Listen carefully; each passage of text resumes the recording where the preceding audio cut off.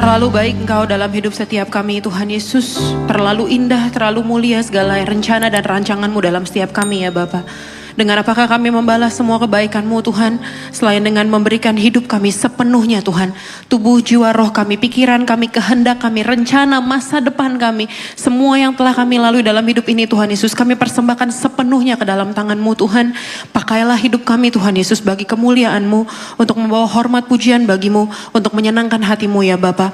Terimalah Tuhan Yesus setiap pujian dan penyembahan yang telah kami naikkan Tuhan, menjadi korban ucapan syukur yang harum dan berkenan kepadamu. Biar menjadi manis Engkau dengar Tuhan Yesus setiap pujian dan penyembahan kami ini Tuhan. Tuhan Yesus yang baik, kami telah memuji meninggikan nama-Mu. Kini Tuhan kami mau buka hati kami, kami mau rendahkan hati kami untuk boleh mendengar kebenaran firman-Mu Tuhan Yesus. Urapi persiapkan setiap kami Tuhan, agar kami boleh mengerti isi hatinya Tuhan. Urapi hamba-Mu Tuhan, biar bukan dengan hikmat hamba sebagai manusia hamba berkata-kata, tapi biar Roh Kudus sendiri yang menerjemahkan isi hatinya Tuhan kepada setiap jemaat-Mu di tempat ini. Biar hanya firman yang murni, biar sungguh apa yang hamba-Mu ucapkan, apa yang diterima dimengerti oleh jemaat-Mu, tepat sama seperti apa yang Tuhan maksudkan untuk disampaikan. Kami mengundang hadirat Roh Maha Kudus mengalir memenuhi tempat ini. Kami mengundang Roh-Mu yang kudus menguasai hati, jiwa dan pikiran kami. Terpujilah nama-Mu Tuhan kekal sampai selama-lamanya. Dalam satu nama yang penuh kuasa, dalam nama Tuhan Yesus Kristus.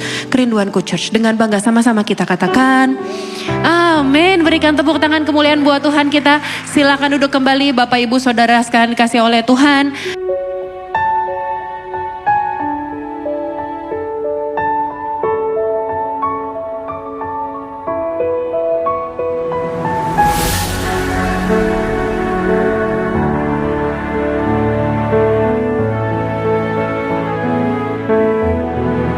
Terima kasih kepada seluruh teman-teman yang telah mengambil bagian dalam pelayanan pada pagi hari ini. Terimalah salam dari mimbar yang kudus ini. Shalom kerinduanku Church. Apa kabarnya pagi hari ini saudara? Kurang luar biasa. Apa kabarnya pagi hari ini saudara? Puji Tuhan, haleluya, kita sudah masuk dalam bulan yang ketiga, hari yang pertama bulan yang ketiga. Saya mau lihat tangan-tangan yang merasakan 2 bulan ini Tuhan Yesus tolong dengan luar biasa. Boleh lambaikan tangannya, berikan tepuk tangan sekali lagi buat Tuhan kita yuk. Kita masuk di bulan yang baru, minggu yang baru, artinya ada sebuah tema besar baru yang gereja ini akan sampaikan kepada saudara sekalian di sepanjang bulan Maret ini. Selama 5 minggu ke depan, ada 5 hari minggu di bulan Maret, kita akan belajar sebuah tema, yaitu mengenai serving, mengenai melayani. Kita mau belajar mengenai melayani. Kenapa kami, saya dan Pastor Gideon dalam perenungan kami memutuskan untuk bawa tema ini menjadi tema kita di bulan Maret. Karena yang pertama, kemarin kita udah belajar mengenai melayani itu adalah sebuah bentuk kehormatan dari Tuhan buat kita. Both ways. Kita melayani adalah sebuah kehormatan. It's a privilege dari Tuhan. It's an honor kalau kita dipanggil untuk boleh melayani Dia. Dan yang kedua, melayani adalah bentuk ucapan syukur kita kepada Tuhan. Dengan apa sih kita balas apa yang Tuhan lakukan dalam hidup kita? Selain kita berikan hidup kita untuk tujuannya Tuhan, bukan untuk tujuannya kita. Amin. Jadi selama 5 minggu ke depan kita akan belajar mengenai melayani. Minggu yang pertama kita akan belajar mengenai serving God, melayani Tuhan. Kemudian minggu depan kita belajar mengenai hidup yang berdampak buat orang lain. Kemudian kita belajar mengenai excellence. Lalu kita belajar lagi mengenai berkat dari melayani. Dan yang minggu yang terakhir sebagai pengantar kita akan masuk ke bulan April, bulan Paskah. Kita akan belajar mengenai selfless service. Tapi itu nanti kita akan belajar dari minggu ke minggu. Hari ini saya beri judul dalam khotbah saya, yaitu saved to serve. Diselamatkan untuk melayani. Saya mau tanya dulu sama saudara, apa sih tujuanmu menjadi pengikut Kristus? Apa tujuanmu jadi pengikut Kristus? Mungkin ada yang, ya bingung juga sih Pastor, saya Kristen dari kecil aja gitu. Sebenarnya saya bingung juga sih kenapa saya jadi Kristen sih. Sebenarnya saya tertarik sih sama kepercayaan lain, cuman saya takut sama keluarga saya. Atau mungkin ya tujuan jadi Kristen ya gimana ya, ngikut sama suami. Dulu sebenarnya saya bukan Kristen, tapi karena mau nikah ya udah deh Kristen deh. Atau mungkin apa tujuanmu menjadi pengikut Kristus? Ya tujuan saya biar saya diberkatin Pastor, biar saya masuk surga Pastor, biar usaha saya lancar, biar hidup saya baik-baik aja deh. Gini loh, seringkali kita berpikir keselamatan itu tujuan akhir. Seringkali kita berpikir, oh aku percaya keselamatan hanya ada di dalam Yesus. Oh aku percaya ya dan amin. Aku percaya ya dan amin, tidak tergoyahkan. Aku sangat percaya bahwa jalan menuju kepada surga, kepada kekekalan hanya melalui Yesus. Akulah jalan dan kebenaran dan hidup. Kita berpikir, kita ikut Yesus, tujuan akhirnya adalah keselamatan. Seolah-olah Yesus menyelamatkan kita, Yesus turun, dia membatasi dirinya dalam Allah, membatasi dirinya dalam rupa manusia, dalam rupa Yesus. Dia membatasi dirinya, kemudian dia naik ke atas kayu salib, semata-mata hanya untuk menyelamatkan kita. Enggak salah, betul dia membatasi dirinya untuk menyelamatkan kita. Membawa kita yang tadinya kita adalah hamba-hamba dosa, kita tadinya di kerajaan kegelapan, dia mengambil kita masuk dalam kerajaannya yang kekal. Sampai sini paham dulu maksud saya ya. Amin. Sebelum saya lanjutin lagi. Enggak salah, Yesus datang menyelamatkan kita untuk memberkati kita, enggak salah. Yesus menyelamatkan kita supaya kita doa-doa kita dijawab, enggak salah. Tapi gini loh, kita mesti lihat ada satu hal di layer yang lebih dalam, pada lapisan yang lebih dalam dari sekedar diberkatin atau dari sekedar apa yang nampak, apa yang kelihatan, apa yang gampang dilihat sama orang, apa yang gampang kita ucapkan. Kita mesti lihat lebih dalam. Kita baca dulu dasarnya dari Efesus 2 ayat yang ke-10. Sama-sama kita baca ayat ini yuk. Efesus 2 ayat yang ke-10. 3, 2, 1. Sama-sama 3, 2, 1. Karena kita ini buatan Allah, diciptakan dalam Kristus Yesus untuk apa? Melakukan pekerjaan baik yang dipersiapkan Allah sebelumnya. Ia mau supaya kita hidup di dalamnya. Keselamatan itu bukan tujuan akhir. Keselamatan itu bukan tujuan akhir. Tapi gini loh, dari kita diselamatkan untuk sebuah tujuan. Sampai sini nangkep maksudnya ya. Yesus mati bukan hanya berhenti pada keselamatan kita. It's not stopping there. Gak berhenti sampai di situ. Tapi dia menyelamatkan kita dari kerajaan gelap, dari kerajaan dosa, dari hamba dosa. Dia mengambil kita, menyelamatkan kita untuk melakukan sesuatu yang lain. Dia bawa kita dari penjajahan atas dosa. Dia bawa kita kepada satu tujuan yang lain. Yaitu apa? Untuk melakukan pekerjaan baik yang dipersiapkan Allah sebelumnya atas setiap kita. Dari sejak semula dia udah punya rancangan buat setiap kita. Dari sejak semula firman Tuhan bilang dari dalam kandungan ibu kita. Tuhan udah tenun. Tuhan udah garisin, Tuhan udah tulis. Dia udah punya rencana jauh dari sebelum kita dilahirkan. Tapi sayangnya dalam our sinful nature, manusia yang bobrok ini, yang jatuh dalam dosa ini, kita perlu Tuhan Yesus menyelamatkan kita, bawa kita dari tuh dosa yang dari sononya itu tuh, untuk melakukan pekerjaan baik yang telah dia tetapkan sebelumnya, yang telah dia persiapkan sebelumnya. Apa sih? Kita diselamatkan untuk sebuah tujuan, untuk pekerjaan baik, menjadi alat di tangan Tuhan, bukan untuk diri kita sendiri, tapi untuk melayani. Untuk melayani. Seringkali gini loh, bener apa bener? Kita doa sama Tuhan, fokusnya apa? Coba kalau kita berdoa apa sih? Tuhan Yesus, malam. Terima kasih untuk hari ini. Tuhan Yesus berkati aku, berkati keluargaku, berkati anak-anakku, berkati pernikahanku. Tuhan Yesus tolong berikan jalan keluar untuk masalahku. Tuhan Yesus tolong hancurkan musuhku, beri kemenangan buatku. Aku aja kan. Tapi gini, Injil, the gospel, tidak berhenti pada apa yang Yesus lakukan buat kita, tapi lebih dalam lagi pada apa yang Yesus ingin lakukan melalui kita. Saya ulang sekali lagi, the gospel, Injil, tidak berhenti pada apa yang Yesus lakukan buat kita. Itu betul, itu nggak salah, tapi nggak berhenti sampai di situ. Itu belum titik. Ada lanjutannya. Apa lanjutannya? Yaitu pada apa yang Yesus ingin lakukan melalui kita. Kita lihat yuk. Saya ambil di Perjanjian Lama.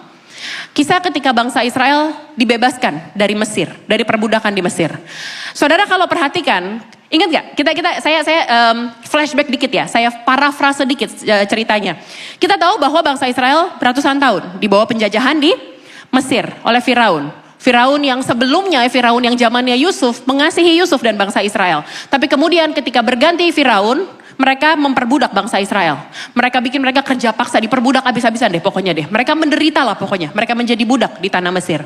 Kemudian mereka tuh berseru-seru lah, minta aduh Tuhan ini dijajah nih dan lain-lain. Kita diperbudak bla bla bla bla bla. Baru kemudian Allah memanggil Musa, panggil dia, mengutus dia untuk membebaskan Orang Israel dari Mesir, oke? Kita ingat gak, saudara ingat gak? Kalau kita baca ketika Musa dan Harun berkali-kali ngadep sama Firaun. Tuhan bilang, Tuhan berfirman kepada Musa, ngomong sama Firaun, bilang sama Firaun, bebaskan umatku, biarkan umatku pergi agar mereka beribadah kepadaku. Ingat itu? Ingat ayat itu? Ini Alkitab dibaca gak nih? Ingat ya ayat itu ya, berkali-kali Tuhan bilang gitu, Musa, Harun bilang sama Firaun, bebaskan umatku supaya mereka beribadah kepadaku. Oke, satu contohnya yuk, Keluaran 8 ayat yang pertama, biar saudara punya gambaran. Berfirmanlah Tuhan kepada Musa, pergilah menghadap Firaun dan katakan kepadanya, beginilah firman Tuhan, biarkanlah umatku pergi supaya mereka beribadah kepadaku. Kalau dalam terjemahan di bahasa Indonesia, pakai kata beribadah kepadaku. Kita lihat dalam terjemahan King James Version.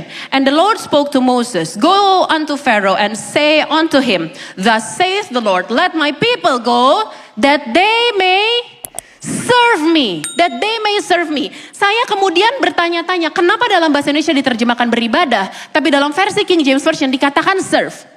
Yang menarik adalah yang saya temukan, ternyata dalam bahasa aslinya menggunakan kata abad. Kata serve, kata beribadah pakai kata yang sama. Akar katanya sama, yaitu abad. Abad yang punya arti beribadah, menyembah, bekerja, dan melayani. Pakai kata yang sama.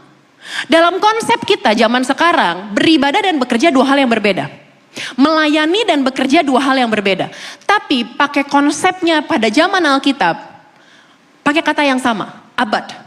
Melayani, beribadah, bekerja, beribadah, menyembah, bekerja, melayani, pakai kata yang sama, abad. Dan kata ini kata yang dipakai ketika Tuhan menciptakan manusia dan memerintahkan kepada manusia, usahakanlah bumi itu. Kuasai berkuasalah atas bumi dan usahakanlah, peliharalah, pakai kata yang sama, abad. Jadi gini, dalam 17 kali dalam 7 pasal di perjanjian lama, Tuhan bilang biarkan umatku pergi supaya mereka beribadah kepadaku. That they may serve me. Supaya mereka abad kepadaku. Supaya mereka melayani aku. Supaya mereka abad kepadaku. Sampai sini nangkep maksud saya ya. Saya akan lanjutkan lebih lagi. Yang menarik adalah gini. Tuhan gak bilang ke Firaun via Musa untuk membebaskan bangsa Israel. Karena aku punya tanah perjanjian buat mereka. Padahal dari sejak semula Tuhan udah menciptakan bangsa Israel akan pergi ke tanah yang dijanjikan. Yang berlimpah susu dan madunya. Tapi Tuhan gak bilang ke Firaun, bebasin Israel. Karena Israel harusnya gak tinggal di sini. Bangsa Israel harusnya tinggal di tanah yang berlimpah susu dan madunya. Yang semuanya serba ada. No, Tuhan bilang, atau Tuhan gak bilang ke Firaun gini, bebasin umatku karena kamu memperlakukan mereka dengan gak baik. Kamu jahat sama mereka, kamu menyiksa mereka, kamu bikin mereka menderita. No, berkali-kali, 17 kali dalam 7 pasal Tuhan bilang bebaskan umatku supaya mereka apa? Beribadah kepadaku. Apa yang mau saya bilang? Di Mesir, bangsa Israel melayani Firaun. Ya, di Mesir bangsa Israel melayani Firaun. Saya nggak tahu ada yang bilang itu zamannya mereka bangun piramid lah segala macam. Tapi beberapa teolog bilang, beberapa arkeolog bilang timeline-nya nggak sama. I don't know lah. Tapi intinya yang kita tahu di Alkitab adalah bangsa Israel diperbudak oleh Firaun. Di Mesir bangsa Israel melayani Firaun. Tuhan mau membebaskan mereka bukan untuk melayani Firaun, tapi untuk melayani Tuhan. Sampai sini ngerti maksud saya? Di Mesir bangsa Israel melayani Firaun. Tuhan mau bebasin mereka, bebasin umatku, karena aku mau mereka bukan melayani kamu, tapi melayani aku.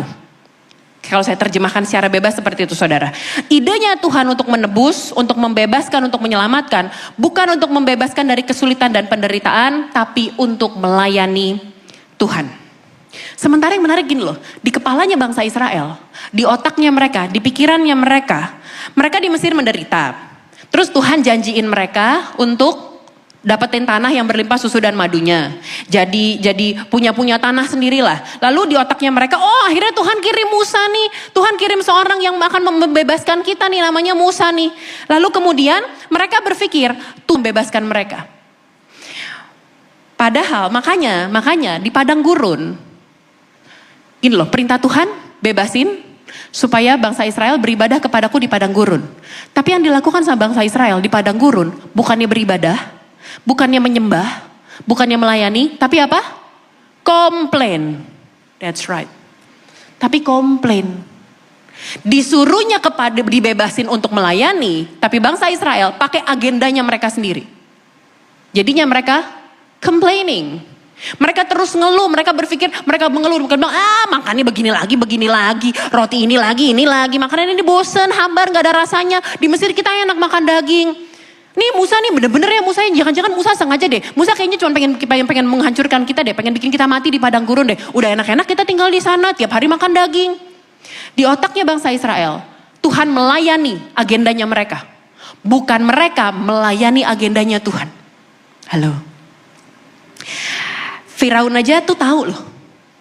Pada akhirnya itu setelah tulah yang terakhir, lalu kemudian Firaun membebaskan bangsa Israel.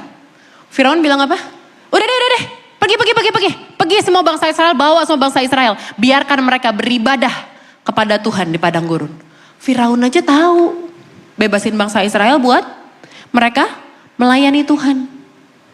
Tapi bangsa Israelnya gak melakukan itu. Amsyong emang nih orang-orang. Dan sayangnya, it's you and me. Kita enak baca bangsa Israel kan, kita bener-bener di bangsa ya tegar tengkuk emang nih. Emang badung nih orang-orang nih. Emang keras kepala nih orang-orang nih. Sama. Kita orang-orang yang butuh Tuhan. Kita orang-orang yang butuh kasih karunia Tuhan. Emang kita masih ada sampai hari ini. Kenapa emang? Karena Tuhan sayang aja kan. Gak ada alasan lain kan. Sama. Nih. Seperti yang Tuhan janjikan kepada umat pilihannya. Karena dia sayang aja. Lanjut, saya gak mau ngomongin soal itu. Sementara gini. Sekarang pertanyaan saya. What is your Pharaoh? Apa sih Firaunmu? Firaun kita mungkin ego. Firaun kita mungkin ada yang terikat dengan obat-obatan. Firaun kita mungkin dosa kita, suka mabuk-mabukan, kalah sama emosi, masalah emosi. Mungkin Firaun kita trauma, mungkin Firaun kita depresi. Tuhan mau bebasin kita dari itu semua. Dari ketergantungan kita, dari dosa kita, dari kedagingan kita, dari amarah kita, dari mungkin dari masalah ekonomi kita, dari masalah rumah tangga kita. Bukan semata-mata untuk agendanya kita, bukan untuk kemuliaannya kita, bukan untuk membesarkan nama kita, tapi untuk that they may serve me, kata firman Tuhan. Dia bebasin kita, gini loh. Ketika di Mesir, bangsa Israel kan kerja kan. Diperbudak kan. Makanya mereka gak bisa beribadah kan. Tuhan kasih sebelum mereka keluar dari Mesir, masuk kepada tanah perjanjian, ada masa padang gurun. Kenapa? Karena di padang gurun, finally God gets their attention. Finally Tuhan dapetin perhatiannya bangsa Israel. Tuhan 24 jam sama bangsa Israel. Pagi sampai siang ada tiang awan. Sore sampai malam ada tiang api. Tuhan dampingin bangsa Israel. Finally Tuhan mendapatkan perhatiannya bangsa Israel. Tuhan bebasin kita dari masalah kita, dari pergumulan kita, dari semua, dari dosa kita, dari kehidupan kita, dari masa lalu kita yang ancur-ancuran. Tuhan bawa kita kepada pertobatan.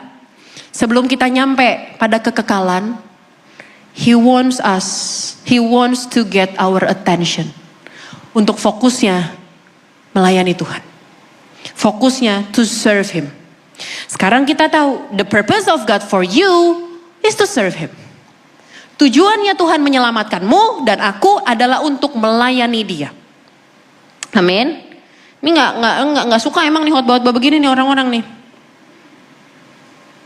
Aduh pelayanan. Atau mungkin mulai berpikir kayaknya salah deh. Ini kayaknya khotbah kemarin pas doa pengerja kayaknya nih. Bukan saya kan nggak pelayanan pastor. Saya kan bukan udah ketuaan, ini mah buat anak-anak muda, ini mah buat tuh para pengerja-pengerja tuh, bukan buat kita. No. Bear with me. Saya akan ngajar saudara lebih dalam lagi mengenai melayani. Benjamin Franklin bilang begini, nobody is useless in this world who lightens the burden of someone else. Gak ada orang yang gak berguna di dunia ini kalau mereka meringankan bebannya orang lain. Kalau mereka mempermudah hidupnya orang lain. Orang yang paling bahagia belum tentu orang yang paling sukses loh. Benar gak? Sering dengar gak? Orang kaya, orang terkaya, bos, pimpinan, hidupnya stres. Keluarganya berantakan. Saya pernah nemenin Pastor Gideon melayani seorang one of the richest lah di Indonesia. Perusahaannya one of the largest company di Indonesia lah. Usianya udah lumayan lah. Udah sepuh. Kita pikir, gila enak banget ya. Hidupnya tuh udah gak kerja lagi gitu. Hidupnya tuh udah cuma dari, ya udah dari passive income aja gitu dari perusahaan yang segede gitu. Tahu ketemu, nangis minta doain, gak bisa tidur. Kalau saudara kan pelor kan, nempel hilang. Gak bisa tidur. Mau tidur aja mesti pakai obat. Padahal tempat tidurnya emang pakai kasur Palembang? Enggak. Sudah dari luar negeri kali tuh, bulu angsa sampai seangsa-angsanya, sampai sesoang-soangnya ada dampingin dia tuh. Orang yang paling bahagia belum tentu orang yang paling sukses. Tapi sejauh ini yang saya temui, orang-orang yang dengan tulus hati melayani, hidupnya penuh kepuasan gitu. Enteng, bahagia. Karena tahu hidupnya udah jadi berkat buat orang lain. Hidupnya udah menyenangkan hatinya Tuhan. Saudara tahu gak, hanya ada satu momen dalam kitab Injil di mana Yesus ngomong, follow me and follow my example. Ikutilah aku dan ikutilah teladanku. Tahu gak pas kapan? Lukas 22, 24, 27. Ini momennya. Terjadilah juga pertengkaran di antara murid-murid Yesus. Siapakah yang dianggap terbesar di antara mereka? 25 saudara silakan.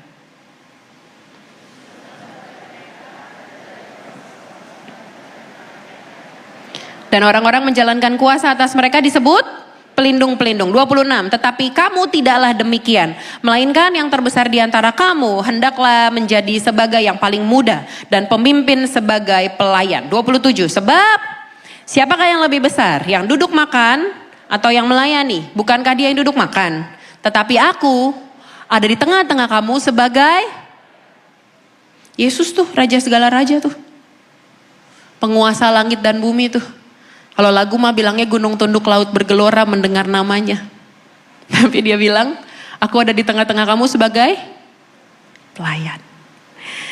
Saya suka bilang gini, kalau kita mengaku sebagai pengikut Kristus, Kristen kan, ngaku Kristen kan, tahu kan Kristen artinya apa? Pengikut Kristus. Pengikut Kristus, pernah dengar ada istilah Gus Durian? Pengikut Gus Dur. Jadi ajaran-ajarannya, pola pikirnya itu yang dia ikutin. Kalau kita bilang kita sebagai Christians, pengikut Kristus, tuh Kristus ngelakuinnya, dia di tengah-tengah kita sebagai pelayan.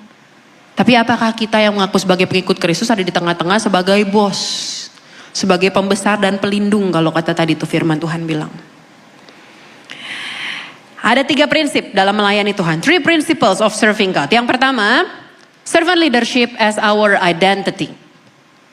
Melayani itu bukan sesuatu yang kita lakukan. Tapi melayani adalah siapa kita sebenarnya. It's not an event. It's an identity. Melayani itu bukan momen, bukan acara. Nih teman-teman yang pengerja, yang pada pakai lanyard. Melayani itu bukan, hari Minggu kita melayani. Terus Senin sampai Sabtu ngapain? Bekerja. Tapi kata firman Tuhan abad katanya sama. Kata yang dipakai kata yang sama. It's not an event. Bukan hanya mungkin soal saudara sekalian. Ya kita gak pelayanan di gereja tapi saya melayaninya. Saya punya komsel di luar sesama ibu-ibu di sekolahan. Kita suka bikin acara baksos. Kita suka bikin acara bagiin makanan. Baik, saya gak bilang itu jelek, saya gak bilang itu salah, enggak. Tapi yang perlu kita sama-sama mesti sama-sama sepakat nih, melayani itu bukan acaranya. Tapi siapa kitanya? Kitanya siapa? Pelayan. Kitanya pelayan. Kita ini hamba, pelayan. Banyak orang berpikir melayani itu hanya saat pakai seragam gereja, ada di mimbar, pakai lanyard, pegang mic. Tapi kalau kita adalah pengikut Kristus, maka kita adalah seorang servant. Kita adalah seorang pelayan. Karena yang Yesus lakukan, melayani. Firman Tuhan bilang apa? Anak manusia datang bukan untuk dilayani, tapi untuk melayani. Filipi 2, 5-7 yuk. Hendaklah kamu dalam hidupmu bersama menaruh pikiran dan perasaan yang terdapat juga dalam Kristus Yesus. 6. Yang walaupun dalam rupa Allah tidak menganggap kesetaraan dengan Allah itu sebagai milik yang harus dipertahankan. 7 sama-sama kita baca. 3, 2, 1. Melainkan telah mengosongkan dirinya sendiri, mengambil rupa seorang hamba dan menjadi sama dengan manusia. I think it's clear enough. Saya rasa ayat ini sangat jelas, clear banget, crystal clear. Gini loh Pak, Bu, anak-anak muda, kalau kita mau melayani, kita gak boleh penuh sama diri kita sendiri. Tadi ingat di awal saya bilang apa? Seringkali dalam doa kita kan apa? Aku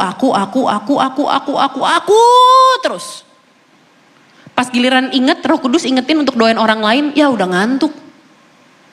Pas mulai doain orang lain, oh ya Tuhan aku juga mau berdoa untuk sahabatku yang, kenapa ya kemarin dia cerita kenapa ya? Yang ada masalah deh Tuhan. Pagi tahu-tahu. Habis selesai soal aku, ingat orang lainnya, udah lupa abis itu. Kalau kita mau melayani, kita gak boleh full of ourselves. Kita gak bisa penuh sama diri kita sendiri. Kenapa? Tuh simple, Yesus saja ngosongin dirinya. Yang dalam apa tadi tuh ayat yang ke-6. Yang walaupun dalam rupa Allah tidak menganggap kesetaraan dengan Allah sebagai milik yang harus dipertahankan. Melainkan apa? Mengosongkan dirinya. Yesus mengosongkan dirinya. Kalau kita bilang kita pengikut Kristus sebagai pelayan, nih yang kita lakukan nih. Mengosongkan diri. Mengosongkan diri bukan tentang kita lagi. Kita gini loh, masalahnya basically kita semua tuh selfish. Anak kecil, nih ada yang beberapa punya anak kecil. Bu, waktu anak-anak kita kecil kita ajarin mereka buat apa? Sharing. Kalau mainan kakak adik, rebutan, punya aku. Kemarin ini saudara, anak saya gini, dia punya pistol air. Jadi di sekolahnya ada acara Chinese New Year, terus ada bazar, terus dia beli pistol air. Di otak dia tuh punya dia dong. Aku yang beli dari sekolah sampai rumah, adenya yang kayak T-Rex itu merampas pistol airnya dan mereka berantem gede-gedean. Mereka berantem rebut-rebutan, pukul. Bilang ini punya Joy, itu abang yang beli. Tapi ini punya Joy, tapi Joy mau, ya tapi punya abang. Ribut deh pokoknya deh. Ribut, satu naik ke atas nangis-nangis. Mama, pistol Joy, Gena diambil sama Joy. Kan kita kan punya anak toddler gitu, keseharian kita kan Bu. Misahin berantem aja pokoknya. Kita jadi Satpol PP pokoknya deh setiap hari deh. Apalagi 2 anak laki-laki. Pada dasarnya kita itu selfish. Makanya anak kecil diajarin buat sharing. Saudara sering denger inilah. Ini kan lagi zaman-zamannya bukber nih. Walaupun kita gak ikutan buka puasa tapi kita yang paling repot kan. Ngatur acara bukber kan. Teman-teman kita yang reunian tuh SMP, SMA mereka yang puasa mereka anteng-antengnya kita yang repot kan. Kapan nih bukber? Lah kayak puasa aja kita gitu kan. Bukber, foto.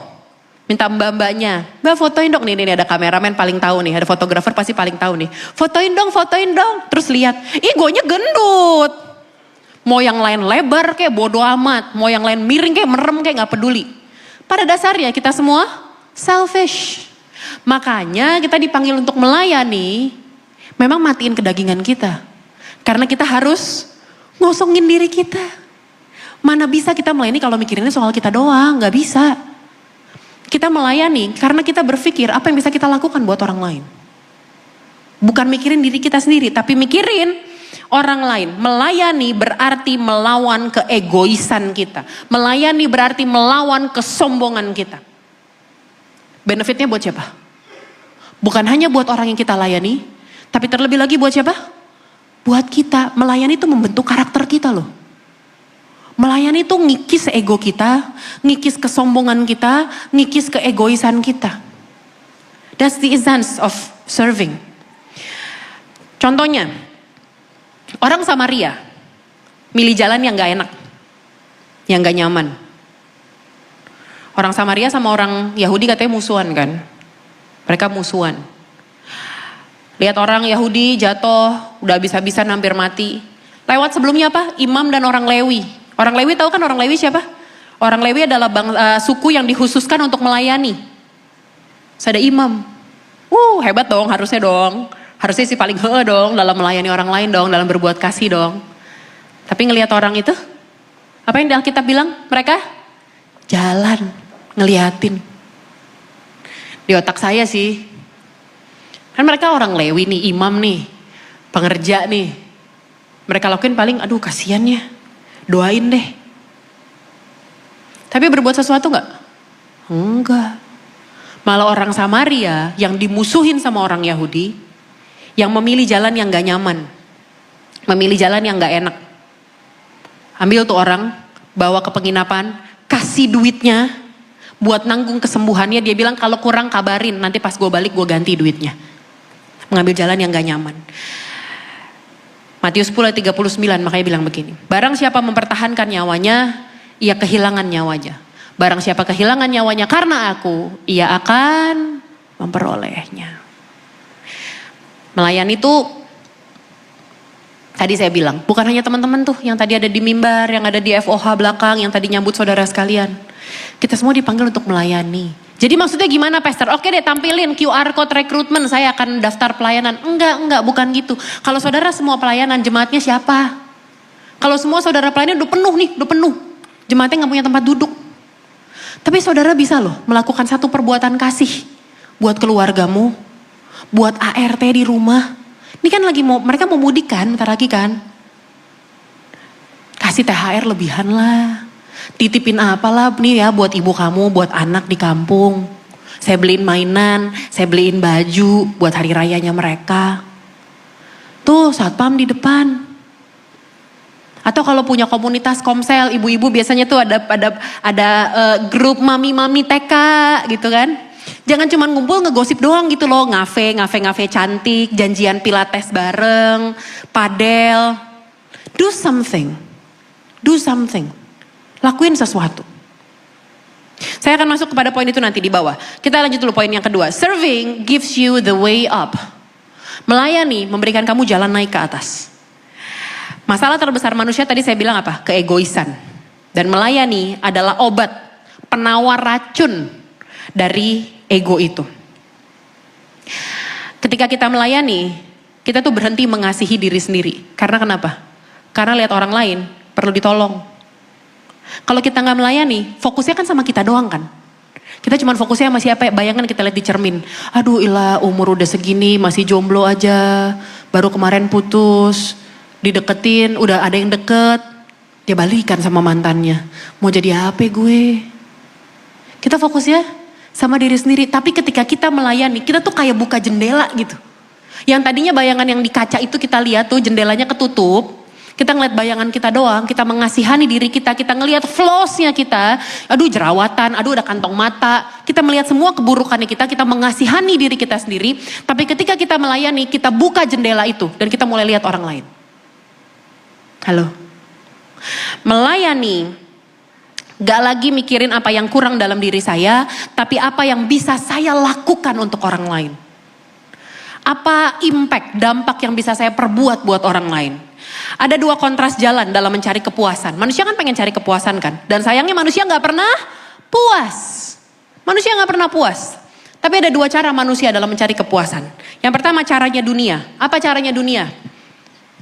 Cari ke atas, mendaki ke atas. Ngejar jabatan, ngejar kuasa, ngejar ketenaran, ngejar followers, ngejar FYP. Berapa banyak dari saudara lihat di TikTok. Banyak orang rela bikin dirinya kayak orang bodoh. Mempermalukan dirinya sendiri. Hanya demi viral. Hanya demi FYP. Viral sebentar. Lihat deh, yang viral-viral berapa lama sih?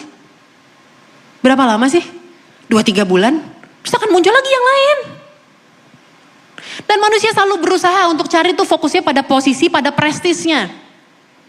Diri sendiri, fokusnya pada diri sendiri. Tujuannya dapetin gelar, dapat kekuasaan, dapat pengakuan.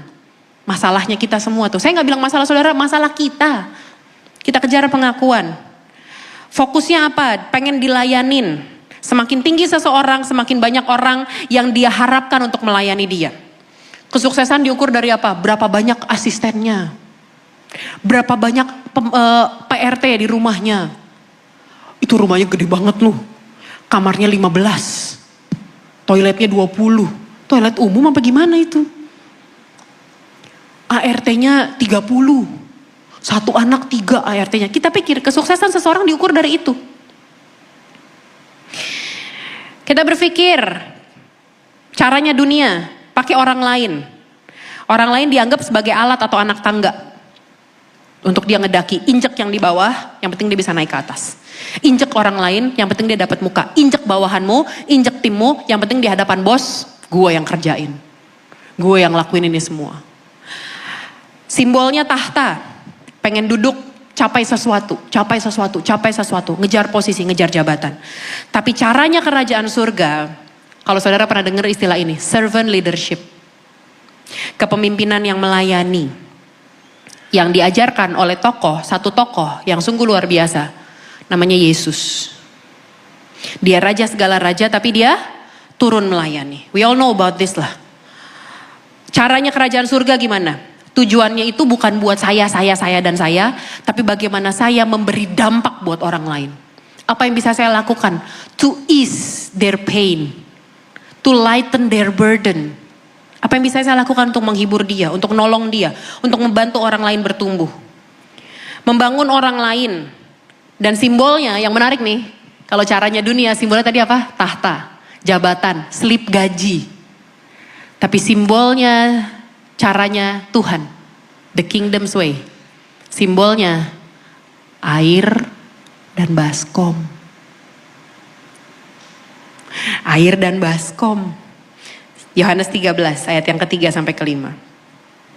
Yesus tahu bahwa Bapaknya telah menyerahkan segala sesuatu kepadanya dan bahwa ia datang dari Allah dan kembali kepada Allah. Saudara perhatikan baik ya, ini hanya 3 ayat. Please perhatikan dengan baik. Saya ulang ayat yang ketiga. Yesus tahu bahwa Bapa telah menyerahkan segala sesuatu kepadanya, bahwa ia datang dari Allah dan kembali kepada Allah. Oke, sampai di sini tandain dulu. Kita masuk ayat yang keempat. Lalu bangunlah Yesus, menanggalkan jubahnya, ia mengambil sehelai kain lenan, mengikat pada pinggangnya, kemudian ia menuangkan air dalam sebuah basi, dalam sebuah baskom maksudnya.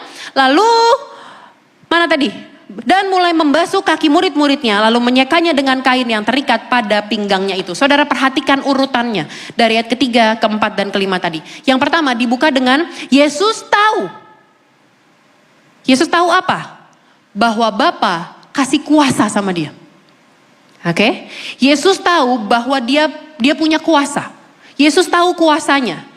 Lalu apa yang dia lakukan? Setelah dia tahu dia punya power, setelah dia tahu dia punya kuasa, setelah dia tahu dia punya sesuatu yang datangnya dari Allah dan akan kembali kepada Allah, dia tahu kekuatan yang begitu besar yang ada dalam dirinya, apa yang dia lakukan? Maki-maki Yudas. Apa yang dia lakukan? Ngusir Petrus, lu bakal ngianatin gue, lu pergi lu. No, yang dia lakukan apa? Dia bangun, lalu dia berlutut. Dia menanggalkan jubahnya. Tahu kan jubah lambang apa? Lambang kemuliaan. Dia buka jubahnya, dia berlutut. Lalu yang dia lakukan, dia ambil kaki murid-muridnya, dia basuh. Saudara, saya kalau pedicure aja, pedicure, lagi pedicure kaki, itu saya sungkan banget sama mbaknya. Padahal itu pekerjaan dia. Padahal dia dengan sadar mendaftarkan diri menjadi terapis nail art. Tapi saya maaf ya mbak, misi ya mbak, maaf ya mbak. Saya selalu begitu saudara, Tuhan saksinya. Maaf ya mbak, kaki saya kotor ya mbak, maaf ya mbak. Bayangin, Yesus raja segala raja, gak diminta, gak dibayar. Terapis dibayar, dapat tip lagi. Dia sujud, dia berlutut, dia cuci kaki murid-muridnya. Dia tahu gak ada yang bakal ngianatin dia? Dia tahu nggak ada yang bakal bilang aku akan ikut kamu sampai akhir, tiba-tiba nggak nyampe 12 jam dia pergi menyangkal dan menghina Yesus. Dia tahu nggak murid-murid yang lain bakal kabur ketakutan di saat dia disesah dan naik ke kayu salib. Tahu. Tapi apakah yang satu, kalau Yohanes kan sampai akhir tuh di kaki salib terus kan, dicuci bersih. Pas Yudas, pas digunting kuku dia dalemin. Pas Petrus walaupun dia tahu ujung-ujungnya bertobat, dia giniin sambil dikelitikin kakinya gitu. Rasain lu. Enggak. Dia tetap perlakukan semua murid-muridnya. Dia basuh kakinya, dia cuci kakinya. Kuasa tidak membuat Yesus naik. Kuasa bikin Yesus turun. Bersujud. Ini tanda kutip ya, bukan maksudnya kemuliaannya dan lain-lain. Kuasa bikin Yesus bersujud. Melayani, merendahkan dirinya. Ada saudara, saya kemarin pelajari namanya The Basin Theology. Teologi baskom. Apa itu? Di kitab Injil, baskom air muncul 2 kali. Ketika Yesus basuh kaki murid-muridnya. Yang kedua, Pontius Pilatus. Ada baskom air.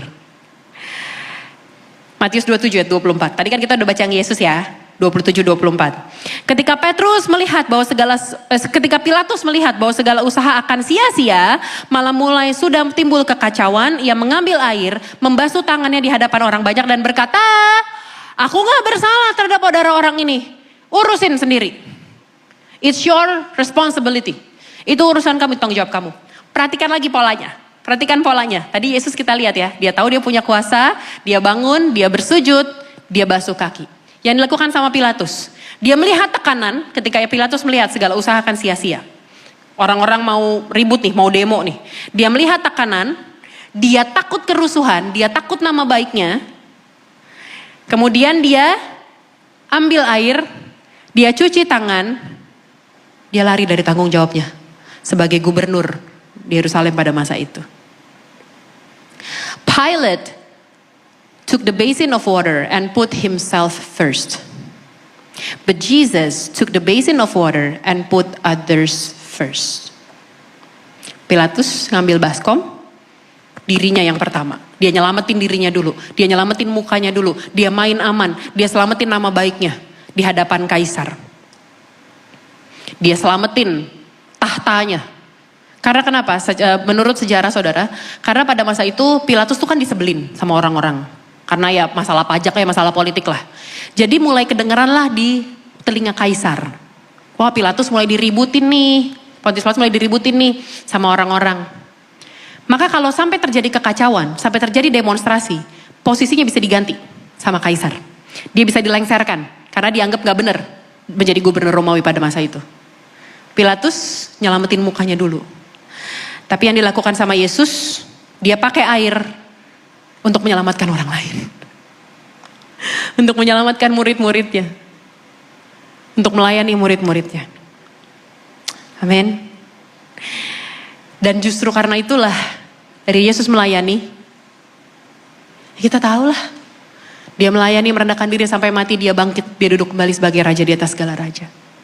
Melayani itu jangan saudara berpikir kalau kita melayani orang lain, kita menurunkan martabat kita, menurunkan level kita. Justru kalau kamu melayani, it gives you the way up.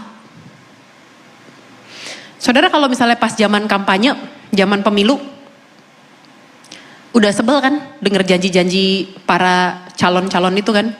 Kenapa? Karena mereka cuman ngomong doang, di mulut doang. Setelah dapat posisi, apakah mereka turun ke rakyatnya? Sabar dong, jangan semangat banget gitu geleng-gelengnya. Ada kok yang benar melayani, ada. Dikit tapi. Tapi saudara seneng kan? Sama mereka yang janjinya, sama mereka benar-benar ngelakuin sesuatu buat wilayahnya, buat daerahnya. Sama mereka yang cuma ngomong doang. Right? Yang ketiga, yang terakhir. Teman-teman pemusik boleh siap-siap yuk. Serving adds values to other people. Nah, baru nih sekarang. Kalau dari tadi berpikir ini buat pengerja-pengerja aja nih, buat pelayan Tuhan aja. Gimana caranya saya melayani? Oke, saya ngerti konsepnya, saya dipanggil untuk melayani. Oke, but how? Gimana caranya? Kita lihat Matius 25, 35, 40. Kita baca 6 ayat ini bersama-sama. Pokoknya semua bacanya sama-sama ayat ini. 3, 2, 1. Sebab ketika aku lapar, kamu memberi aku makan. Ketika aku haus, kamu memberi aku minum. Ketika aku seorang asing, kamu memberi tumpangan. Ketika aku telanjang, kamu memberi aku pakaian. Lanjut yuk. Next. 36. Ketika aku sakit, kamu melawat aku. Ketika aku di dalam penjara, kamu mengunjungi aku. 37. Maka orang-orang benar itu akan menjawab dia. Katanya, Tuhan, bila manakah kami melihat engkau lapar dan kami memberi engkau makan. Atau haus dan kami memberi engkau minum. 38.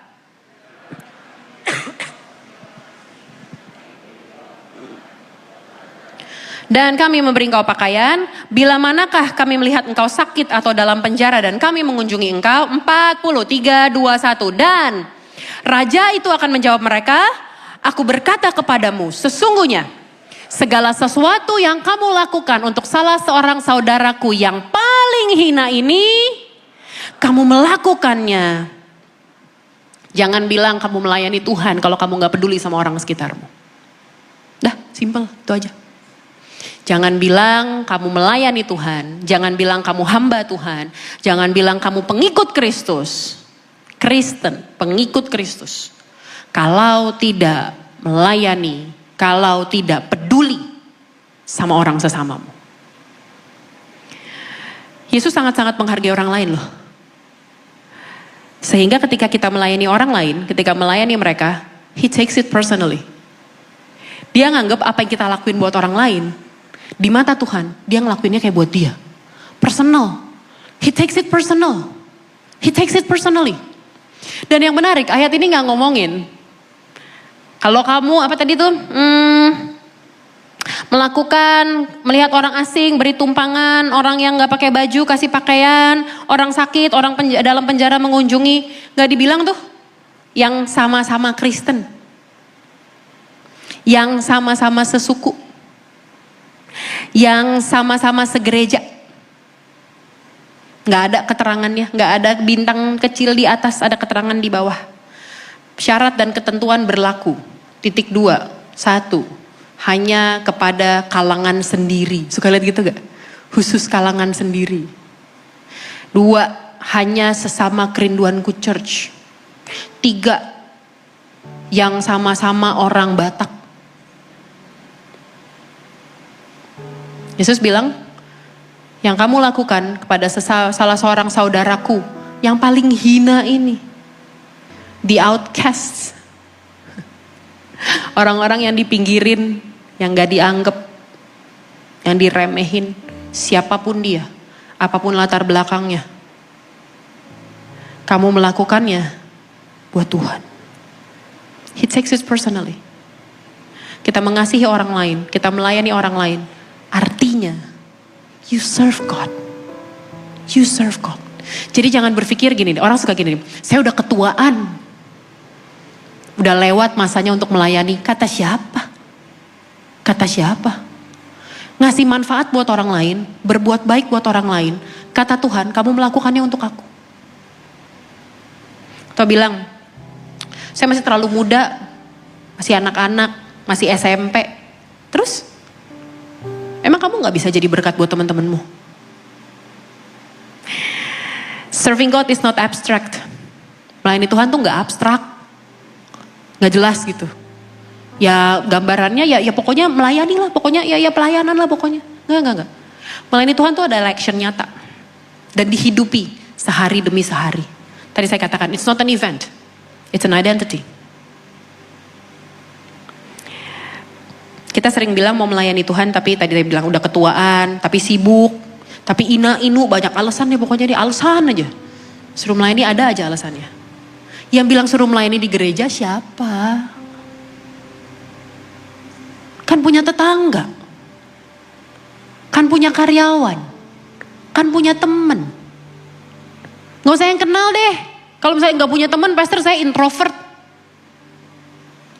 Tuh, pinggir jalan. Tahu kan yang satu gerobak isinya 20 orang.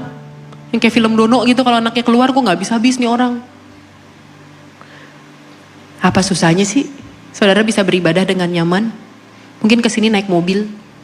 Bisa bayar taksi online puluhan ribu, ratusan ribu. Bisa nongkrong. Beli itu tuh milk tea yang baru tuh banyak banget tuh sekarang. Bisa beli 40 ribu, 50 ribu. Coba jadi nasi bungkus deh. Bisa satu keluarga dalam gerobak tuh makan. Ini nasi bungkus di warteg. Bisa nyambung hidup mereka sehari loh. Atau kalau mungkin saudara diberkati lebih sama Tuhan. Sekolahin anak. Sekolahin anak yang di panti asuhan. Pilih, saya sekolahin dia ya. Sampai lulus SMA. Kan kita diberkatin sama Tuhan. Kan bukan buat kita sendiri. Hal yang kamu lakukan kepada sesamamu yang paling hina ini kata Tuhan. Kamu melakukannya untuk aku. Adding values kepada other people.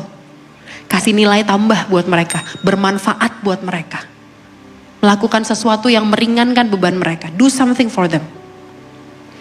When we serve, ketika kita melayani, kita tuh kayak lagi kasih statement kepada orang itu, kamu berharga. Orang-orang yang tadi tuh yang saya bilang di pinggir jalan semua segala macam, mereka tuh nggak perlu dikasih tahu. Mereka udah setiap kali mereka ngaca, mereka udah berpikir mereka nggak berharga. Mereka ditolak, mereka nggak punya apa-apa, mereka nggak punya masa depan. Dan ketika kita menjadi perpanjangan tangannya Tuhan untuk melayani mereka, kita kayak ngasih statement ke mereka. Aku peduli sama kamu loh. Ada orang yang peduli sama kamu loh. Ada orang yang mikirin loh, kamu makan apa hari ini. Ada orang yang mikirin loh, kamu masa depannya gimana. Dan bukankah itu yang Tuhan lakukan buat kita? Bukankah itu yang dia lakukan buat kita? Dia mikirin masa depan kita. Dia mikirin our well-being, kebutuhan kita, dipikirin dan di-provide sama Tuhan. Serving. Every time you serve a person, you serve Jesus. Setiap kali kamu melayani seseorang, kita sedang melayani orang lain. Amin. Hari ini, siapa yang mau mulai hari ini memberikan hidupnya untuk melayani Tuhan sepenuhnya? Biar Tuhan lihat ya, biar Tuhan perhitungkan. Sama-sama kita bangkit berdiri yuk. Kita mau sembah Tuhan di pagi hari ini.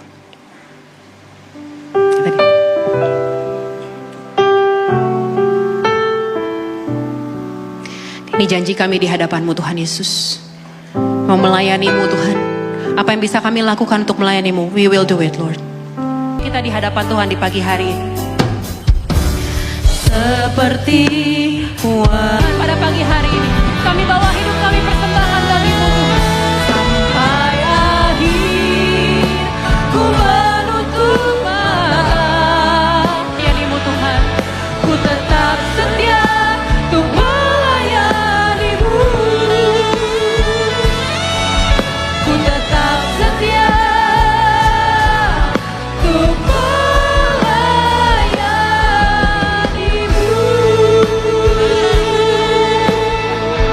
Terima kasih Tuhan Yesus. Terima kasih Tuhan. Terima kasih Tuhan Yesus. Terima kasih. Terima kasih Tuhan. Kami bawa hidup kami Tuhan. Kami persembahkan hidup kami untuk hormat kemuliaan-Mu Tuhan. Jadikan kami alat-Mu yang tangguh Tuhan Yesus. Untuk boleh memperluas kerajaan-Mu di muka bumi ini. Untuk boleh memperkenalkan siapa Yesus bagi orang-orang di sekitar kami Tuhan. Buat mereka yang sedang dalam kesedihan. Buat mereka yang dalam keadaan susah. Buat mereka yang sedang berbeban berat. Jadikan kami alat-Mu Tuhan Yesus. Untuk bisa menolong mereka. Untuk boleh memberkati hidup mereka Tuhan. Agar sungguh Tuhan Yesus di mata-Mu Tuhan kami melakukan hal yang benar di hadapan Tuhan.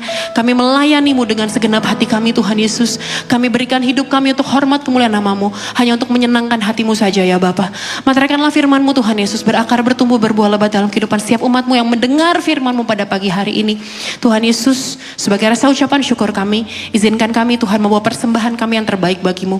Apapun bentuk persembahan umat-Mu pada pagi hari ini, di minggu yang pertama ini Tuhan. Mereka memberikan persembahan ucapan syukur. Mereka mengembalikan persepuluhan apapun itu Tuhan. Kami percaya Tuhan Yesus memperhitungkannya sebagai kebenaran di hadapan Tuhan. Berkatilah gereja ini Tuhan, agar gereja ini mampu mengelola persembahan umat-Mu dengan tepat, dengan benar, dengan bertanggung jawab di hadapan Tuhan. Dalam nama Tuhan Yesus. Haleluya. Amin.